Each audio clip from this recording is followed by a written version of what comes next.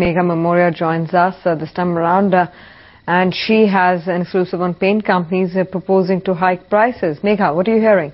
Indeed, Tanvi, we are hearing that the paint companies are all set to hike the paint prices once again. Now, the hike would be up to 5% and essentially in the decorative paint segment. Now, the hike will come on back of rising raw material prices. If you look at the numbers there, crude derivatives, which account for about 40 to 50% of the raw material cost, have gone up significantly on back of rising crude prices. In fact, crude has risen by about 17% since January. Also, titanium dioxide, a significant and a key raw material for the paint makers, is facing some supply constraints. So all these factors leading to significant increase in cost and cost pressures leading to margin getting contracted. So on back of all these, the paint companies will hike the paint prices in May.